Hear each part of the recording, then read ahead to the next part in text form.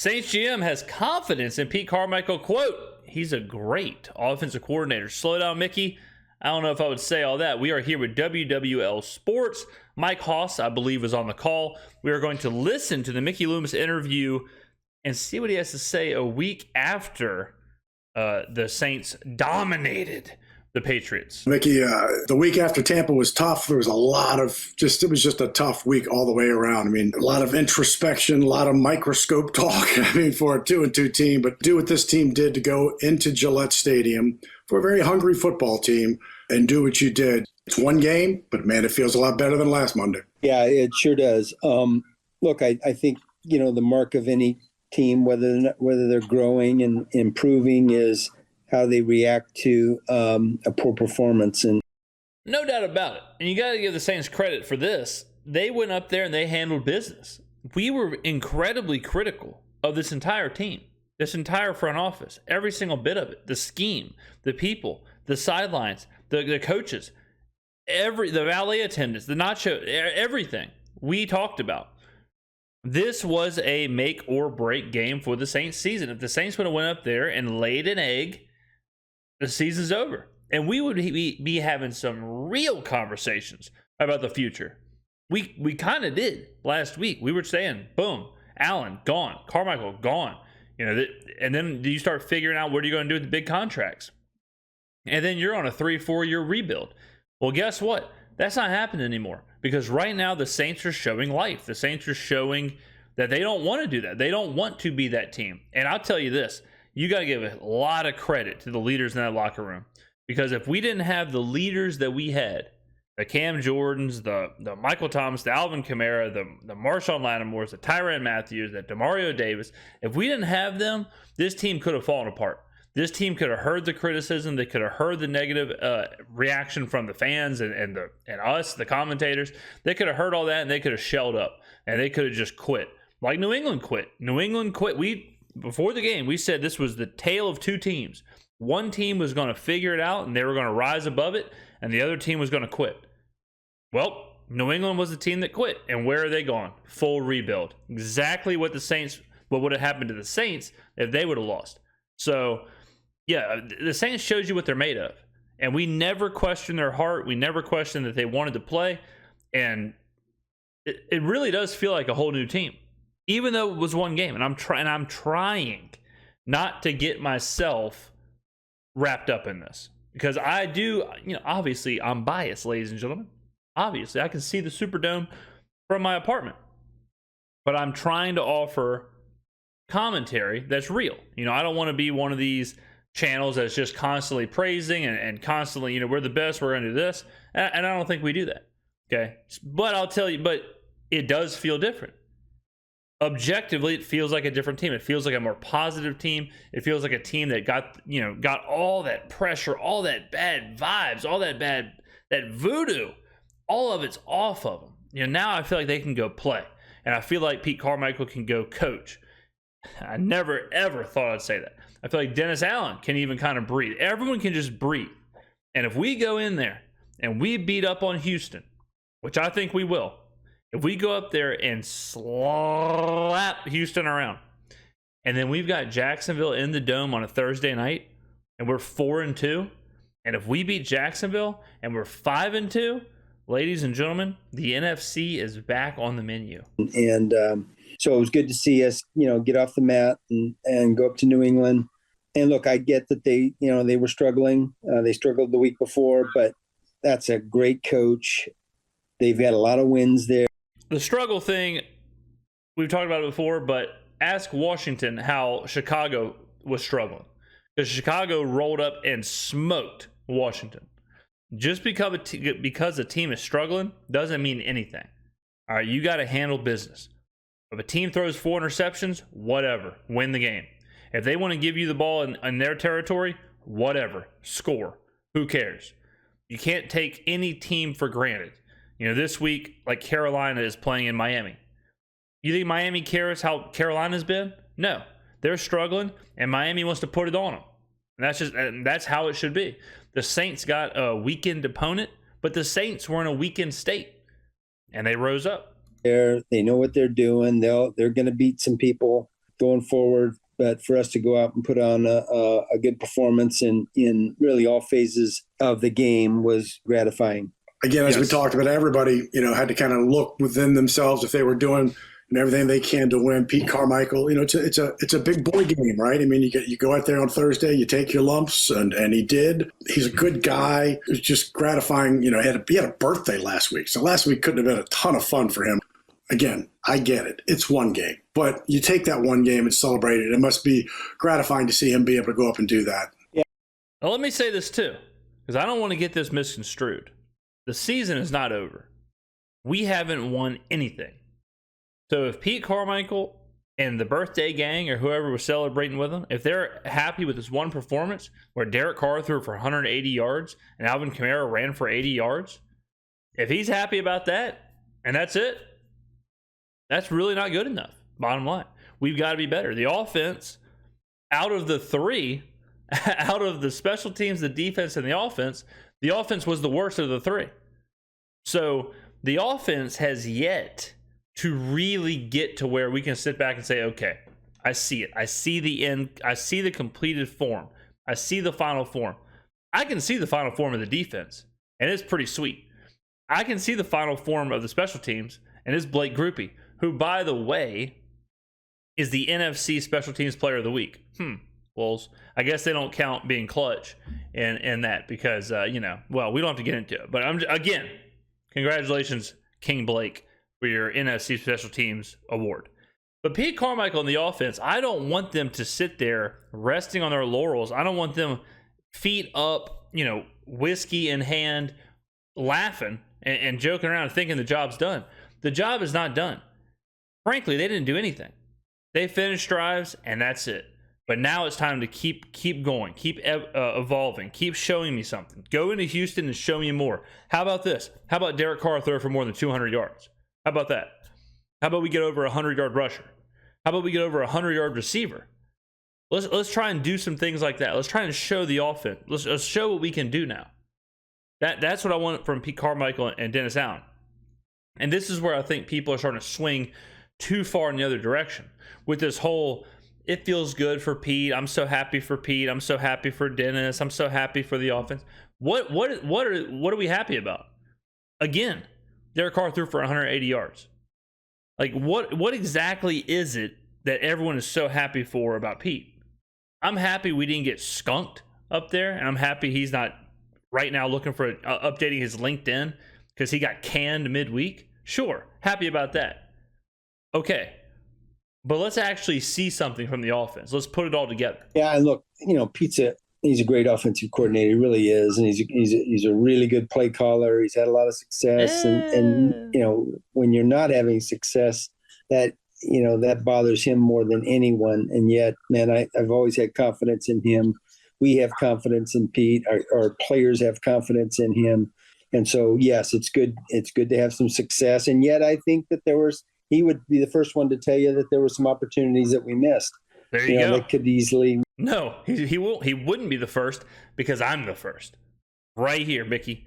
I'm the first. We could have easily scored another 12 or 14 points in that game, if we execute properly. And so we've got lots of things to work on, but it's good to work on things off of a win as opposed to working on things off of a loss. 100%. And even Coach Allen talked about it yesterday that, certainly the pre-snap. Two things Mickey said that I don't agree with. One, Pete Carmichael is a great offensive coordinator. Two, he's a great play caller. I don't agree with either of those. But I will concede this. I will concede that Pete seems like he's trying. I will concede that it seems like he's listening. It seems like he's trying to reinvent himself. He's trying to kind of evolve a little bit and be better. I will give him that grace. If he keeps showing me he's evolving, he's putting in new wrinkles, he's trying to become an actual play caller and an actual offensive coordinator, okay. If this is his renaissance period where he realized he wasn't doing nothing, he wasn't doing anything, and said, you know what, I have to actually do something here. I have to actually put forth some effort and actually try and do this. If that's what we're seeing, and last week was the first week of this new era, I will give him credit. But the second he goes back to that shell, we gonna be here. Penalties or something that you want to address harder this week. Ironically, some of that pre-snap, according to Dennis, was caused really by a lot of the new motion and some of the additional play action type stuff. So it's just, it's about you make changes and then things crop up, discipline, whatever. But I mean, it's the kind of stuff you work on this week, right? Now you get 2 weeks of working on this kind of thing. But pre-snap penalties, I know they're tough to overcome sometimes. Well, yes. Look, penalties have been an ongoing issue for us here, so we've got to get that corrected. It was an issue again this game. We had 12 penalties. And yes, there are a number of those were pre-snap, but that's not an excuse. Actually, that's kind of worse for me, is that those are controllable things. You don't have to rely on whether or not it's a good call or not. Look, if you do it before the snap, that's a good call. They're seeing something that you shouldn't be doing. So we've got to get that corrected. Otherwise, we're going to be in a close game, and that it's going to cost us a game. How do you guys shut out the noise out there? Right, there's so much noise out there to kind of keep it within the team. I don't think you shut it out. I think the noise, and I really believe this. I think the noise is what helped the Saints. I think the noise helped the Saints out a lot. I really do. I think, and maybe I'm wrong here, but I think the noise is what drove this team to look themselves in the mirror. And to look at themselves and say, who do we want to be? They heard the gripes. They heard the complaining. They heard it from everybody. And look what happened. So I think they let the noise in, and they used it as fuel. So there's just so much negativity to fight through. How do you guys best keep out the noise, if that makes sense? Look, I don't think it's that hard to do because, listen, we're just busy. We've got a lot of stuff. I mean, the coaches are here till, 10, 11, 12 at night. They don't have time to listen to the noise. You catch a little bit of it here and there, but you don't really get as much as your wives and children are getting. They're the ones that bear the. Oh, they listen. Every interview I've heard this week, every single one, from Dennis, from Pete, from the players, they've all talked about the same thing. They all talked about the criticism. They all talked about what they heard and rising up to it and meeting it. Every single interview, every one I've heard mention that. So if you think they didn't hear anything last week, you are kidding yourself. The brunt of that, much more so than any of us.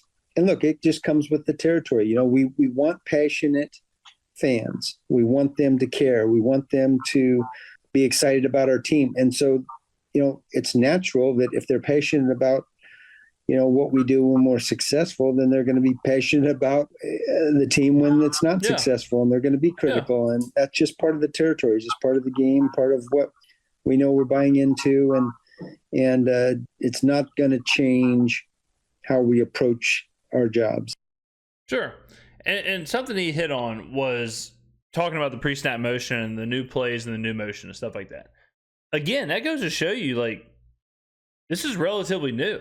I mean, this is relatively new ideas and philosophy and schemes that Pete seemingly is putting in there. So these players, I mean, they almost didn't have the season almost starts now because this is all brand new stuff. All the stuff we saw in preseason, all the stuff in training camp, all whatever.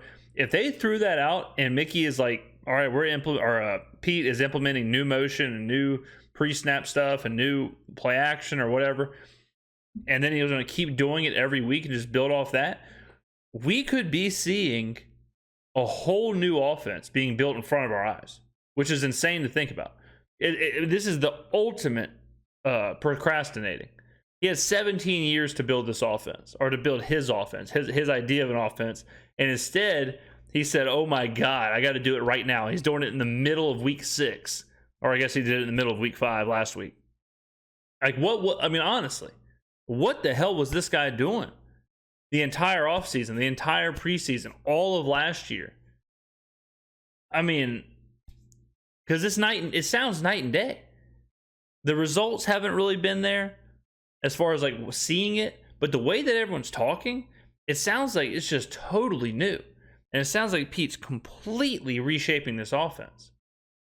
And that's insane to think that he's taken the better part of 14, 15 years, certainly the better part of the last couple of years.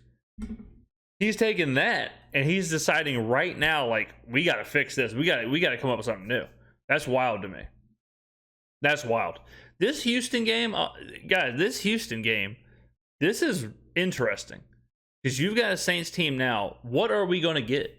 Are we going to get a new version of last week? A more evolved version of last week offensively? Or are we going to get more of what we saw for the past couple of years? I'll be blown away. I'll be absolutely flabbergasted. I'll be absolutely befuddled if we see like a brand spanking new offense, a continuation of last week. We got motion everywhere. We got play action. We're pushing it deep. I'd be absolutely floored because it would mean that this cat all of a sudden just flipped a switch and said, "Okay, I'll be an offensive coordinator now." That's crazy to think about. Simultaneously, if we go into Houston and we look awful offensively, and it's a 13-9 dogfight, then we'll have to sit back and say, okay, he hasn't learned anything. I mean, we are on a rubber band roller coaster where any minute, any game, any second, everything could change. Everything can shift unless we see some consistency at some point here. And hopefully that's in Houston. Hopefully, I love the Saints this weekend. I think we go in there. I think we roll on Houston. I really do. I think this is the best defense C.J. Stroud has faced.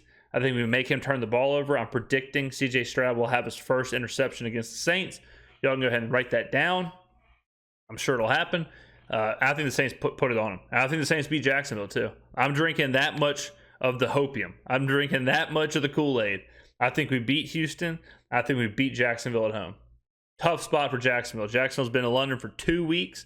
They're coming home to play a divisional game. They play the Colts, and then they turn around and play on short rest.